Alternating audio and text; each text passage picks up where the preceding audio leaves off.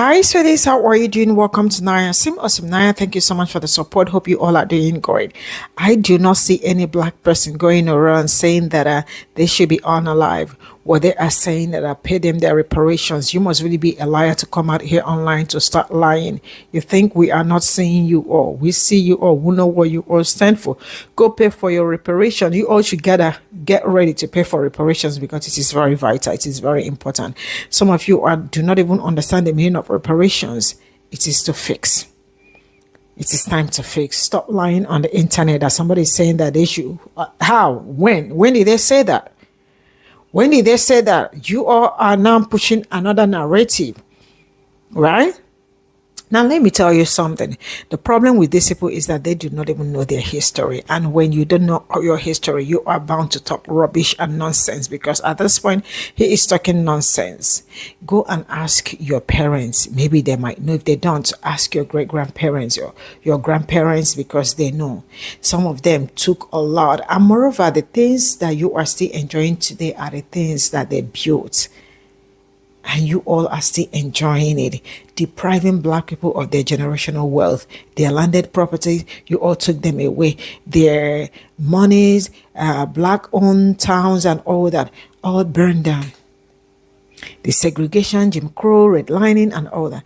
See, let me tell you all something. This reparation is something you all got to pay. And yeah, let's get into this video.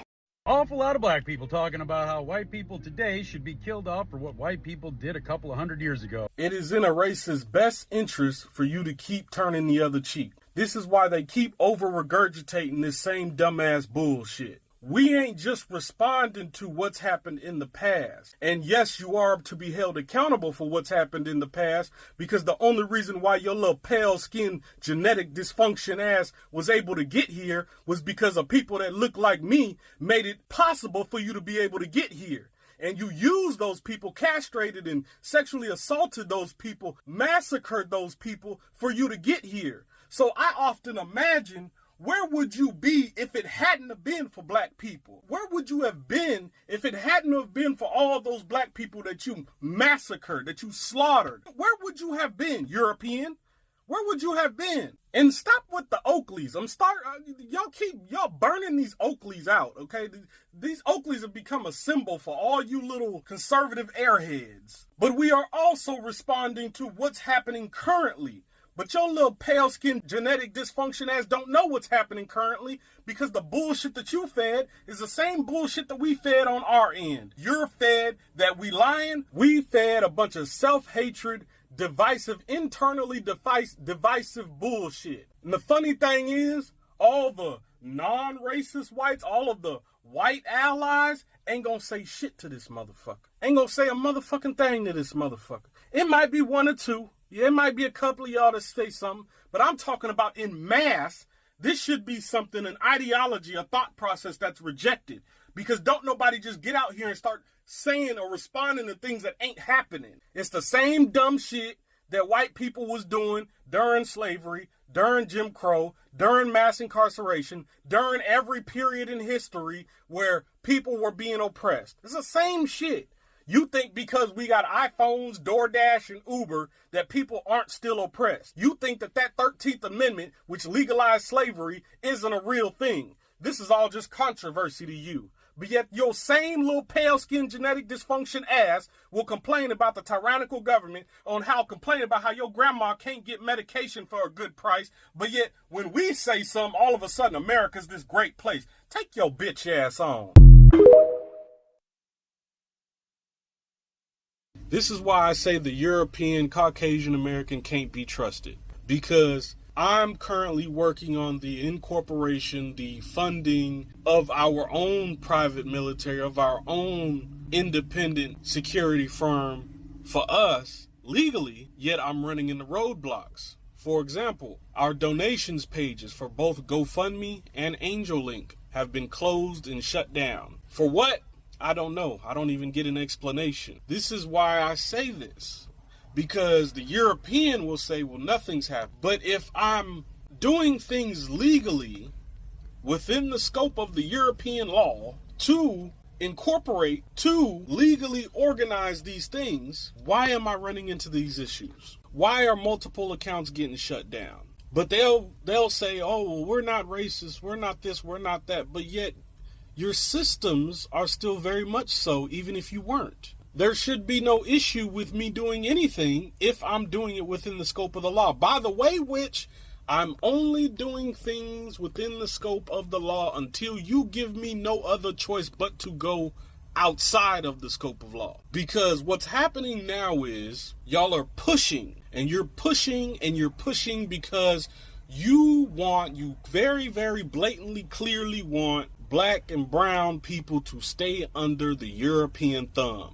You want us to keep working for you. You want us to keep slaving away for you. You want us to keep increasing your profit margins because you can't do nothing for yourself because you never have been all throughout history. You have always needed some outside culture, some outside community to come in and do the work for you. How ironic. So right now what I am working on is I already have the brothers and sisters that want to purchase land together, that want to build our own base, that want to put together a campground, a training ground. I have all of this already. I have everything I need other than a way to organize funds. So my way around this for now, because I don't know how we're going to be able to take donations right now, but what's going to end up happening for right now is as I'm incorporating everything and organizing everything, I'm opening up business bank accounts and things like that. I'm going to figure out a way to where those that want to contribute, those that want to support monetarily, financially, I have to figure out a way for y'all to do so, because right now they're shutting down all the different ways for y'all to donate, which is typical stuff. They're trying to cut off the money. So stay tuned. I will operate within the scope of the law until I have no other choice but to do otherwise. I'm trying to be responsible about this. I'm trying to be smart about this. But if you're just going to push me and keep pushing me, honestly, I much prefer the illegal route anyway because it's a lot easier. And I don't mind everything that come with it.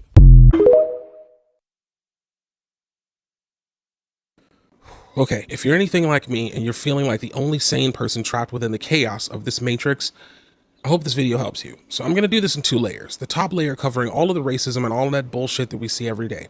I'm going to skip all the layers in between and go straight to the bottom layer, the core layer of what's really happening and why. Okay, so let's start with the top layer. People often equate wealth with intelligence. You all need to stop that shit. Just because a person is rich does not mean that they are smart. In fact, the majority of wealthy people are very fucking stupid. Let's assume that everyone in this room right now listening to me is relatively astute and aware of what's going on in this country today. So we all know why rich white people, well, rich people in general voted for Donald Trump, right? Especially rich white people. In short, they voted for Donald Trump to get richer. These people are the epitome of greed and apathy. They're Satanists, if you will. They don't give a shit about anybody else but themselves. But what genuinely puzzles a lot of people is why poor white people would consciously and willingly vote not once, but 3 times for Donald Trump. First, they said they want more money to survive. Well, every economist in the world said that Donald Trump's economic policies were never going to give them that, even the Fox News ones. So that turned out to be complete bullshit. Then they said they want small government. Well, Donald Trump is a dictator, and blatantly so. He gleefully expressed all the time, especially during his campaign, exactly how he was going to conduct himself once he won the presidency. So that turned out to be bullshit. Then they said that they care about Christian values. Okay. Donald Trump has never in his life opened that book to read it, okay? You know he hasn't. He has never once even quoted a scripture or quoted a character in the Bible. The man has multiple kids by multiple different baby mamas. He's cheated on all of his wives. He's had sex with at least one porn star while his wife was pregnant with his son. He treats women like utter shit. He's an adjudicated sexual offender. He lies and cheats and steals all the time. He's gone out of his way to hurt innocent people. He has never apologized to anybody for anything. Donald Trump is literally the fucking Antichrist. There isn't a single thing that Jesus spoke about in the Bible that Donald Trump stands for. So that turned out to be complete bullshit. So for years now, I've said the same thing. Never underestimate the power of hate. It's because I'm a student of history. So I've known all along that a Trump vote was equal to a hate vote. But I think there might have been a deeper layer that I missed. You see, white supremacy culture makes this unspoken promise to white people from the day that they are born that they will be superior simply because of the color of their skin. Now, imagine being told your entire life that it is your birthright to rule over everyone else simply for the color of your skin. But in reality, you're a fucking loser. Every single day, you live a pathetically below average life. You're barely making ends meet. You're stupid. You have no concept of culture. You're held accountable for every word and every action. You've been to jail multiple times. Your teeth are decaying out of your mouth from the years of doing meth. And every single fucking time you turn on the TV, you see some rich black person doing things that you could never do, things that you wish you could do. Of course, you'll develop an identity complex. Every single movie you've ever watched from the day you were born stars some utterly amazing white person that is unstoppable. You too are supposed to be amazing and unstoppable. But alas, you are resoundingly not. And then here comes Donald Trump, slithering down that escalator, the fucking snake that he is, the literal manifestation of the white supremacy American dream. He is a below average white man who is rich and famous for no other reason than his father was white. He says whatever he wants and makes terrible decisions all the time and faces zero consequences for them. Donald Trump is not attractive at all. He's fat, he stinks, he's illiterate, he's mentally and physically lazy, his hair fucking sucks, he's immoral and diabolical and mean and vindictive and spiteful and racist. And all the years of drug abuse has attributed to his mental and physical decline. And yeah, no one cares. No one cares about any of that because he's white. He's just white. That's it.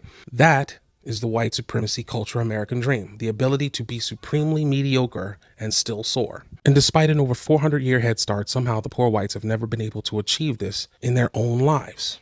But Donald Trump has. So they voted for him with the promise of making that white supremacy culture American dream a reality for themselves. What they didn't realize is that white supremacy is a fucking scam. It was never meant to apply to all white people. Think about this.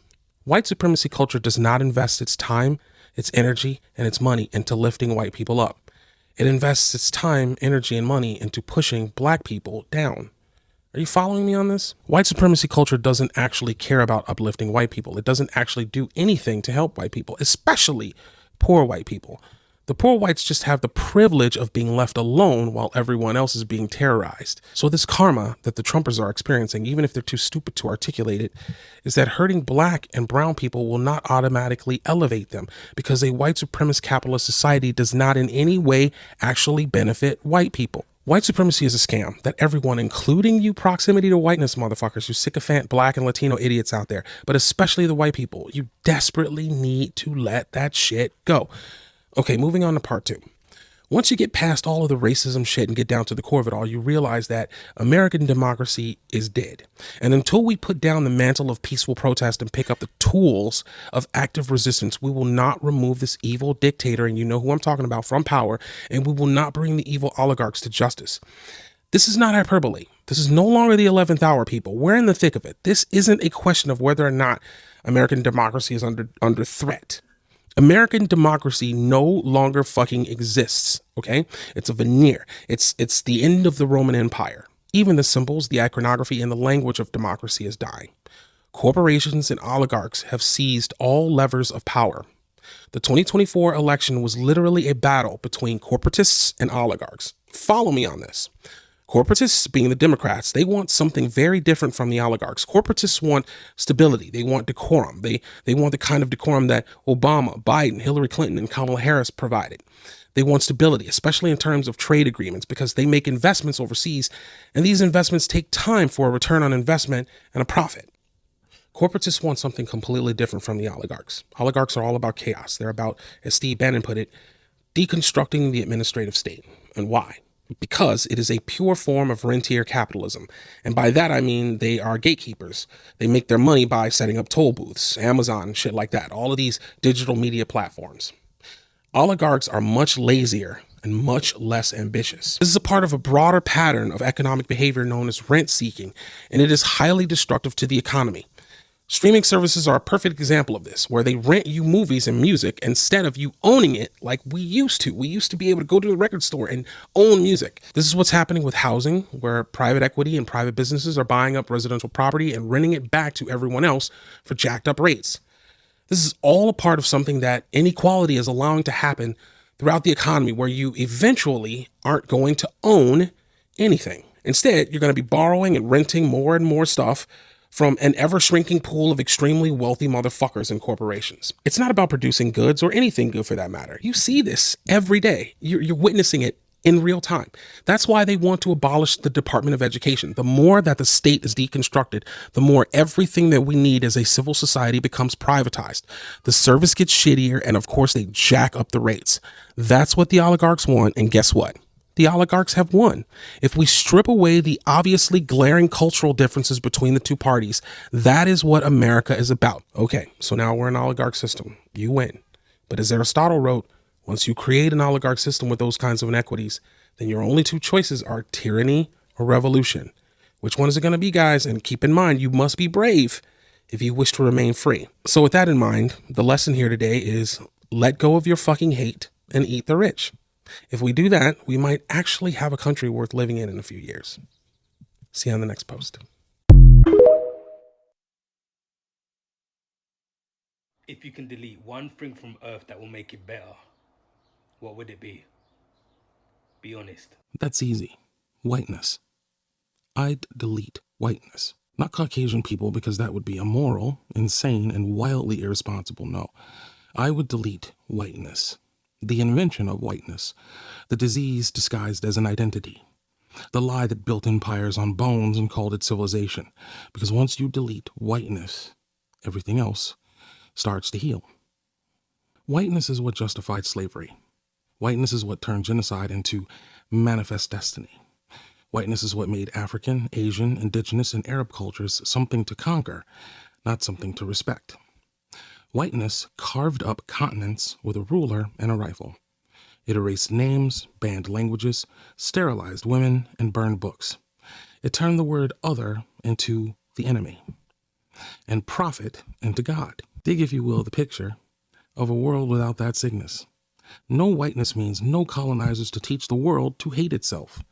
No stolen children, no caste systems built on color, no more bleaching creams or ethnic hair aisles or job applications that penalize you for having a different name. No more countries bombing other countries in the name of democracy while hoarding resources and rewriting history. No more economic systems built on exploitation and calling it a free market. Man, you want to talk progress? Without whiteness, we're not chasing European standards. We're not celebrating every hue, every curl, every culture. Black and indigenous nations keep their lands, their languages, their futures.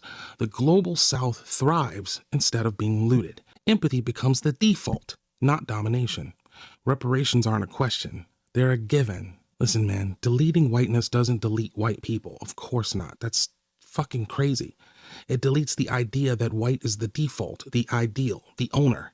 It deletes the operating system that taught the world to extract, consume, and erase anything different. And in its place, we uphold humanity. We restore balance. We remember what the world looked like before it was branded, bordered, and broken.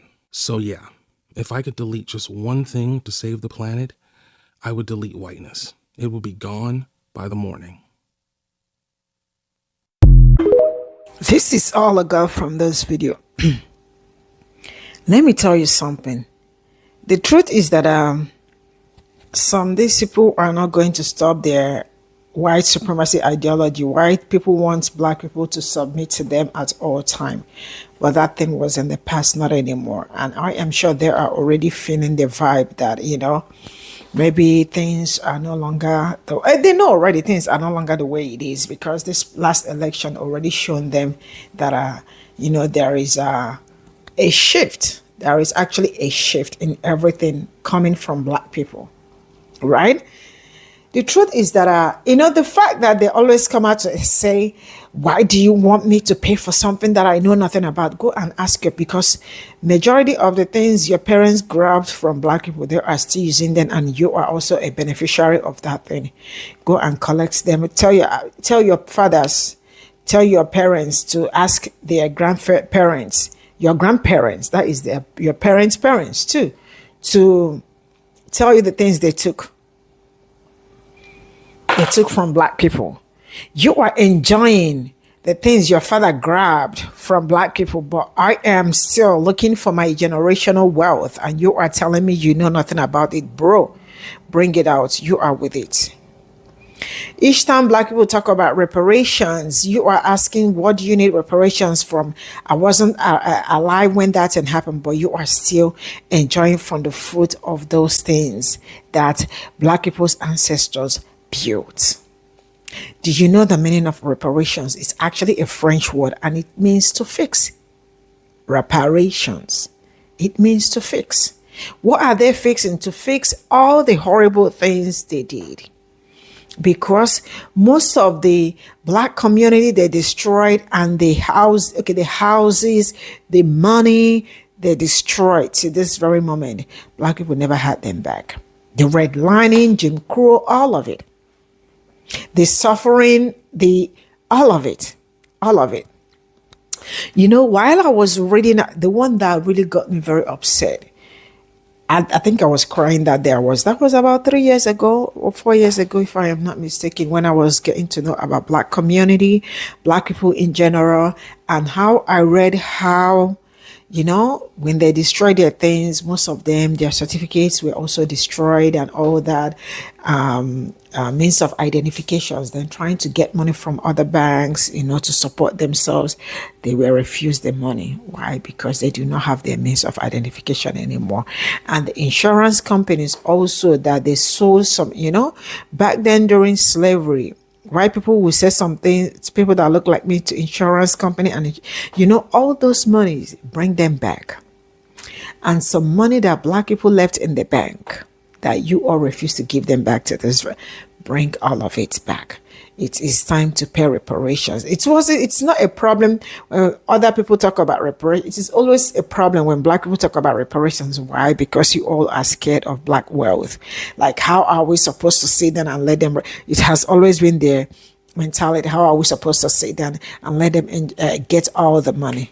I don't know how you guys are going to pay it, but eventually you all are going to pay for that money. And you see this concept of whiteness, sincerely speaking, like that guy said someday, like sometimes I wish like we can wake up one day and there is nothing like